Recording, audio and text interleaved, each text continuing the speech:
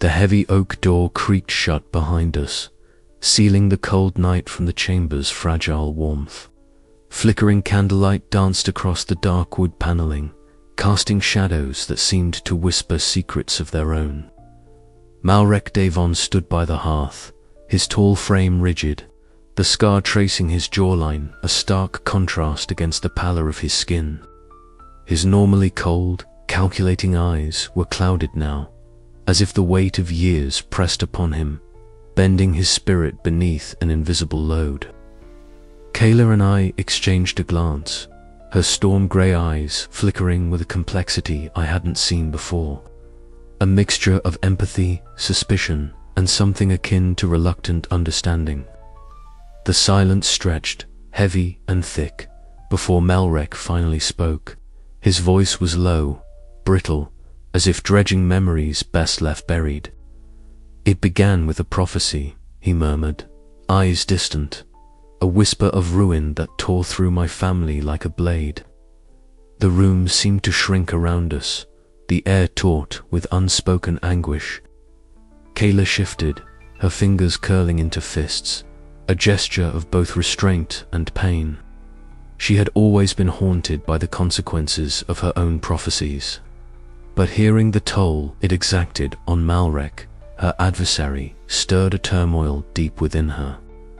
"The night they came," Malrek continued, "I was away from home, chasing whispers in the fate market. When I returned, only silence greeted me. My mother, my father, my sister, all gone, burned to ash by those who sought to twist destiny to their will." His voice cracked, and for a moment the ruthless noble Fakade faltered, revealing the fractured soul beneath. "That prophecy was mine to prevent, yet I failed. And now I seek to seize control, to bend fate so no one else will suffer as I have." Kella's breath hitched. The revelation was a fracture in the narrative she'd always held, that Malrek was merely a villain, driven by greed and ambition. Here was a man shaped by loss, driven by a desperate need to prevent further chaos. I noticed Ira standing near the door, her fiery red hair a beacon in the dim light. Her sharp green eyes never ceased scanning the shadows beyond the room, alert to every whisper, every murmur of danger. Even here, in this fragile moment of confession, the threat of the fate market's merciless undercurrent loomed large. "You think control will save us," Kayla said softly, her voice threading through the stillness. "But what if fate is not a chain to be locked, but a river to be navigated?" Malrek's gaze locked with hers, the cold steel of his resolve meeting the storm of her hope. "And what if the river drowns us all without a dam?" The tension between them was palpable, a fragile dance of opposing truths and shared pain. Neither was yet ready to yield, but a sliver of understanding had pierced the armor of animosity. Suddenly, a sharp knock echoed through the chamber, slicing through the intimate moment like a blade. Ira's hand moved instinctively to the dagger at her belt, her eyes narrowing as she motioned for silence. The door shuddered under repeated knocks. "Who is it?" Malrek demanded, voice steely once more. No answer came, only the ominous echo of footsteps retreating into the night. The fragile veil of safety shattered. Kayla exhaled slowly, her gaze lingering on Malrek's conflicted expression. The path ahead was darker and more twisted than she had imagined. To face the coming storm, she would have to confront not only the enemy before her, but the echoes of loss that bound them both. As the candlelight flickered once more, casting elongated shadows that seemed to merge and twist, Kayla felt the weight of destiny pressing down heavier than ever, but no longer insurmountable. The story was far from over. The echoes of loss would shape the battle to come, and in their haunting refrain lay the fragile hope of redemption. And so, with the night closing in around us, we prepared to face the darkness, together, yet divided by the fragile threads of fate. The cold stone beneath my fingers felt unforgiving, much like the weight settling on my chest.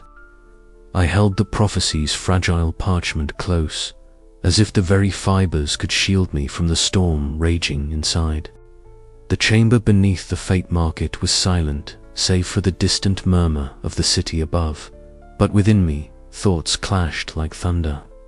I traced the cryptic script with trembling hands, each symbol a thread in the tapestry of a future I feared to touch.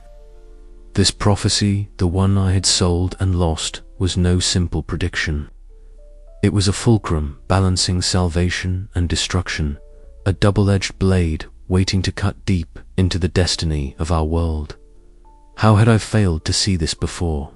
How could I have been so blind?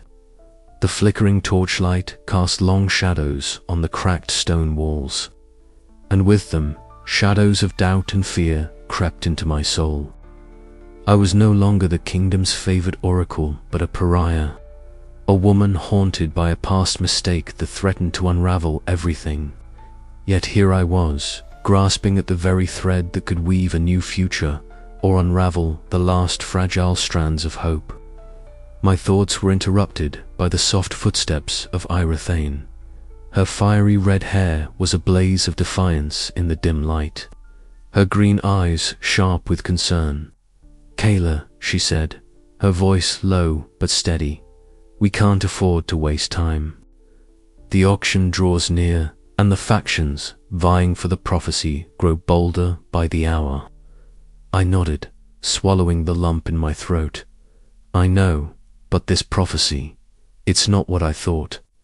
It could save us, or it could doom us all." Liora stepped closer, her gaze unwavering. "Then we need to decide which future we're fighting for." Later, in the cacophony of the market square, surrounded by shouting merchants and the clinking of gold coins, we debated fiercely. Our voices cut through the noise, sharp and urgent. Mira, the reluctant broker, hovered nearby, her expression unreadable as she weighed profit against conscience. The stakes were impossibly high, and every word felt like a gamble. If we use the prophecy to prevent the war, we risk unleashing a power no one can control, I argued, my voice barely masking the tremor beneath. But if we do nothing, the devastation foretold will consume us. Ira's eyes flashed. Then we make our stand. We fight not just for the future written in these words, but for the one we choose to create. My resolve hardened, but before I could respond, a shadow detached itself from the crowd. Lord Malrek Davental, imposing, his cold eyes like shards of ice, stepped forward. The scar along his jaw caught the light, a reminder of battles both won and lost. "Kayla," he said, voice smooth and dangerous, "you grasp at fate like a child clutching a fragile toy. But destiny is not a thing to be rewritten lightly." I met his gaze, unflinching. Neither is it a weapon to be wielded for personal gain. The tension between us crackled, a collision of wills that left the air thick and heavy. Malrek's ambition was a force I could not ignore, but neither would I let it dictate the future. That night, beneath the pale moonlight on the rooftop, overlooking the fate market, I sketched symbols into the dust, whispering fragments of old prayers and new hopes. The cool breeze brushed my skin, a fragile promise that even in silence, the divine might still be listening. I stood at a crossroads of destiny, torn between sacrifice and salvation. The prophecy was no longer just words. On parchment it was a living, breathing question. Could I choose a path that would truly change the course of fate, or was I doomed to repeat the failures of the past? The future was a shadowed road, but I would walk it with eyes wide open. For the first time in what felt like forever, I dared to hope. And in that hope, I found the courage to step forward. The heavy gates of the Varys estate loomed before me, their iron bars worn by wind and time, but still standing resolute, much like the family I was about to face. The sky above churned with low clouds, pregnant with the promise of rain, the scent of damp earth curling into the air like an old, familiar ghost. My heart pounded unevenly, a drumbeat of anticipation and dread. Each step I took toward the threshold carried the weight of years spent in exile, the bitter taste of lost trust, and the fragile hope that maybe, just maybe, fragments of what was broken could be mended. Beside me, Ira's presence was steady, grounding.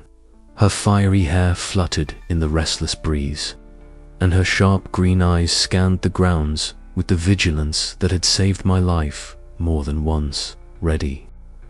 She asked softly, a rare softness in her voice that belied her usual pragmatic edge. I nodded, swallowing hard. As ready as I can be. The gates creaked open with reluctant protest, the hinges groaning like an old man disturbed from slumber. I stepped inside, the garden sprawling before me, wild and untamed, much like the chaos of my own heart. Memories fluttered unbidden. The laughter of a younger me chasing butterflies beneath these very trees. The stern lectures of my mother and the cautious curiosity of my brother Darren, all now shadowed by the silence that had grown between us. The house itself was a relic of grandeur, its stone walls etched with the passage of seasons and sorrow. I entered the parlor, where the dim light from a solitary fire cast long shadows that danced upon the walls. There, seated with an air of both command and fatigue, was my mother. Her silver-streaked hair framed a face carved by years of grief and resolve. Her eyes, sharp and penetrating, met mine without flinching. "Kayla," she said, voice steady but cold, "you have returned." Her words were simple, but the air between us thickened with unspoken history. I felt the weight of her disappointment, the heavy mantle of blame she bore silently for the calamities my prophecy had unleashed. "Mother," I began, voice tentative, "I did not come to rekindle old wounds, but to seek understanding, to find a way back to who I was, and who I might still be."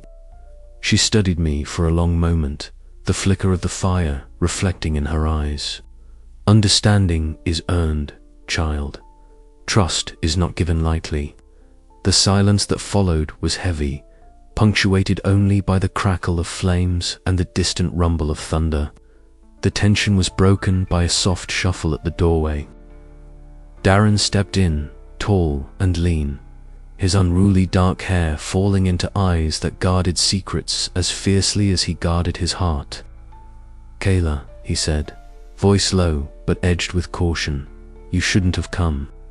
His words felt like shards of glass, sharp and painful.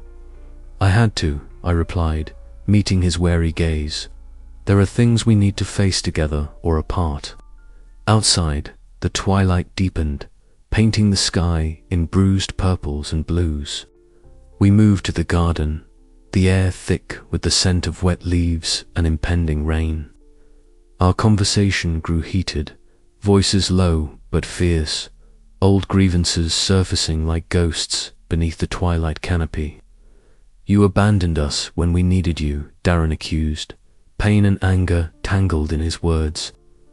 "I was trying to save us," I shot back, the sting of guilt flashing across my mind like lightning. "But I lost control. I lost everything." For a moment, silence stretched between us, fragile and tentative. Then Darren's shoulders sagged, the hard edge in his eyes softening. Maybe we can find a way to start again." Relief mingled with sorrow as I nodded, a fragile hope kindling within me. Later, as rain began to patter softly against the window panes, Ira watched from the threshold. I sat by the hearth, sharing stories long buried beneath years of silence and shadow.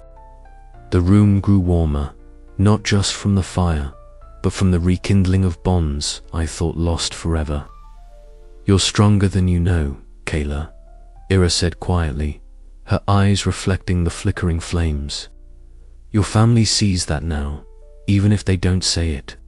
I met her gaze, the weight of my past still heavy but no longer suffocating. "I don't know what the future holds," I admitted, "but I'm ready to face it no longer as a broken oracle, but as someone who's beginning to heal." Outside, the storm broke, rain washing the world clean. And for the first time in a long while, I allowed myself to believe that even fractured destinies could be rewoven. But the path ahead was far from certain. The prophecy, the first once sold, still lurked in dangerous hands, its shadow stretching over all we held dear. Yet, in reclaiming my family, I had reclaimed a part of myself, a fragile thread of hope, strong enough to hold against the coming darkness. And as the night deepened, I knew the journey was only just beginning. The heavy silence lingered in the room long after the fire had dimmed. My mother's gaze softened imperceptibly, and Darren's presence beside me felt less like an accusation and more like an anchor. Ira's quiet support was a balm to my restless soul. In the fragments of family reclaimed, I found a strength I had forgotten the first possessed. Tomorrow, the fate market awaited, with its shadows and whispered dangers. But tonight, surrounded by those I once feared lost, I dared to dream of a future unbound by the chains of past mistakes, a future where fate was not a cage, but a key. And with that hope, I prepared to face whatever dawn might bring. The dim light of the tavern barely pierced the thick haze of smoke curling from a dozen small candles scattered across the battered wooden table. Kayla sat hunched forward, her storm-grey eyes scanning the cryptic symbols and fragmented notes that littered the surface before her. Ira leaned in beside her, fingers deftly tracing the faint lines of a coded message scrawled in a hurried hand. Around them, the murmur of the fate market's restless underbelly seeped in through the cracked door, a symphony of whispered deals, cautious laughter, and the ever-present undercurrent of tension. "This isn't just a simple trade," Ira muttered, her voice low but sharp. "Someone's been pulling strings, hiding behind layers of deception. These papers, they're more than just market ledgers. They map out moves, alliances, betrayals." Keller's jaw tightened.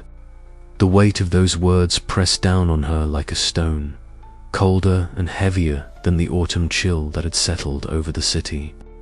She had anticipated resistance, even hostility, but the idea that the conspiracy ran this deep unsettled her far more than she cared to admit.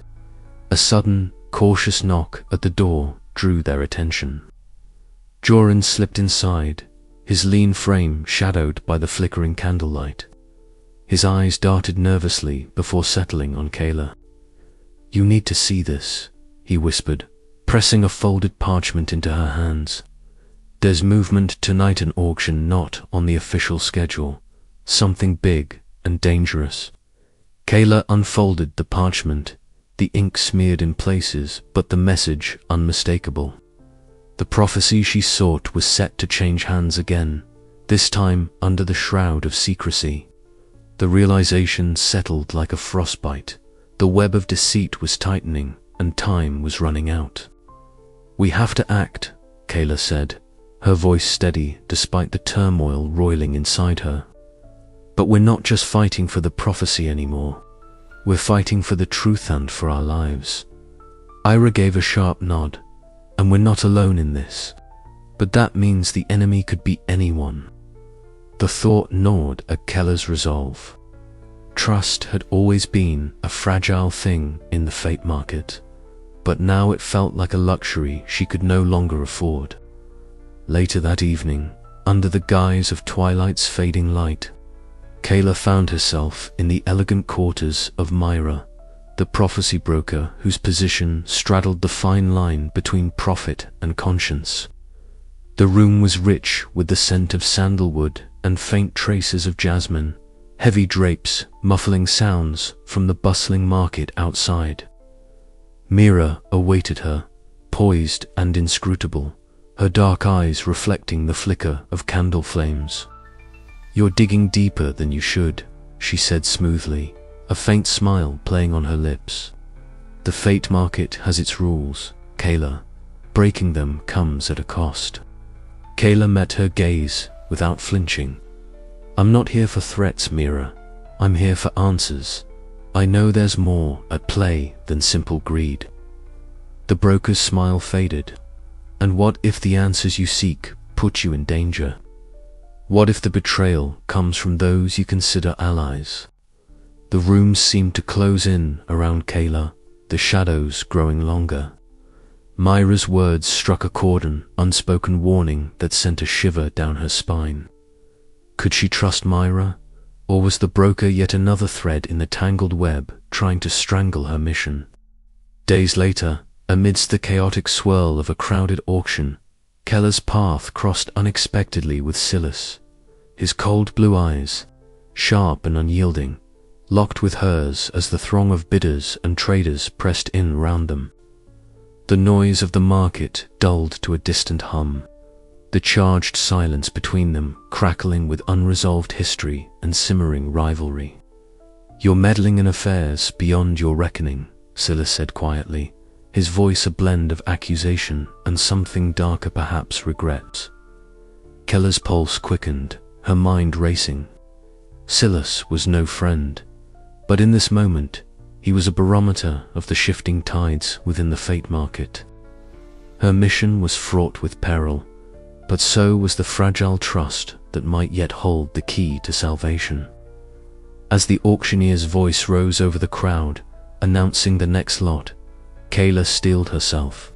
The web of deceit was tighter than ever, and every step forward could lead to ruin or revelation.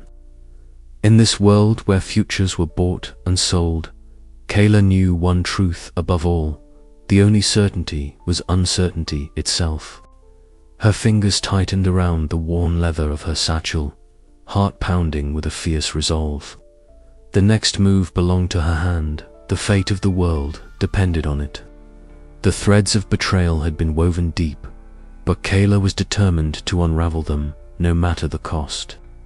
The night stretched on, heavy with secrets, and as the shadows lengthened, so too did the promise of confrontation and the hope for redemption. And somewhere beneath the surface, the silent pulse of fate waited, ever watchful, ever uncertain. The air in the chamber was thick with a silence that felt heavier than any spoken word. Kayla Veres sat cross-legged on the worn rug, the flickering candlelight casting restless shadows that danced along the stone walls.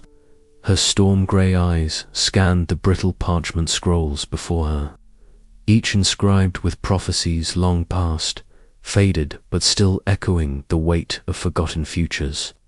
Yet, tonight, they offered no guidance, no whisper of what was to come. The silence of the divine had grown into a tempest, relentless and absolute. She let out a slow breath, the kind that seemed to draw in the very shadows around her. "Why now?" she murmured to the empty room. The prophecy she had once sold, the one that had shattered kingdoms and her own life, loomed like a spectre in her mind. And yet, even with the stakes so high, the voices she had once trusted were mute. The threads of fate, once vibrant and clear, now frayed into nothingness. A sudden knock at the door broke her reverie. Moments later, Ira Thane slipped inside, her fiery hair a vivid flame against the muted tones of the chamber. She was breathless, eyes sharp and alive with unspoken news. "Kayla," Ira said, her voice hushed but urgent, "the market grows restless. The factions are shifting faster than we can track. And the auction, the one for the prophesied's, been moved up."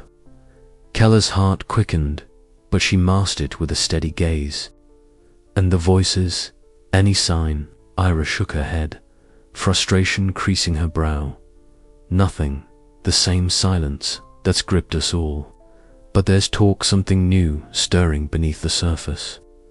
Kayla nodded, the weight of the silence pressing against her resolve. Then we have no choice but to rely on what we carry inside.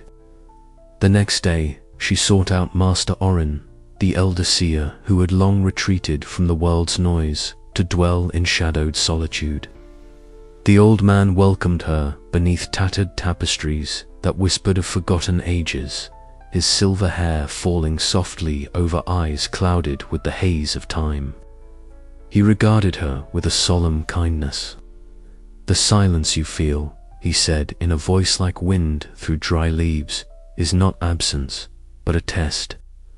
The divine does not speak because it waits for the courage to listen without words." Keller's brow furrowed. How am I to act when the prophecies I once trusted vanish into silence? Master Orin's gaze pierced through the dim light. Prophecy is but a guide, not a chain. You must learn to read the spaces between the spoken and the silent. The future is not written in stone, but in choices yet made. His words, cryptic yet profound, unsettled her. The silence was no longer a void, but a veil one she must pierce with her own insight and will. Days folded into nights as Kayla wrestled with the storm raging inside her. The fate market buzzed beneath the city like a living beast, its pulse a chaotic rhythm of greed, fear, and hope. But the silence of the divine had dulled even the sharpest voices. No longer could she lean on the certainty of visions. Now, her every step was a gamble on intuition and trust. One evening, under a sky swollen with dark clouds threatening rain, Kayla climbed to the rooftop overlooking the sprawling fate market. The usual cacophony of haggling voices and clinking coins was muted, swallowed by the gathering storm. She closed her eyes, breathing in the chill air, reaching inward for the spark of clarity. In the quiet, she felt the fragile threads of destiny, delicate, frayed, but still present, woven through her very being. The silence was not emptiness, but a call to courage, to move forward without promise, to shape the future by will rather than words. Opening her eyes to the storm-darkened horizon, Kayla's resolve solidified. She would no longer be bound by past mistakes or the silence of faded prophecies. The path ahead was uncertain, but it was hers to choose. And with that choice, the storm within her began to calm, replaced by the fragile hope of a dawn not yet written. Yet, even as determination settled in her bones, a shadow of doubt lingered. How long before the silence returned? And when it did, would she be ready to face the storm alone? The fate market awaited, and so did the prophecy island, dangerous and waiting to be reclaimed. The night deepened, and Kayla stood firm against the gathering tempest, ready to embrace the unknown.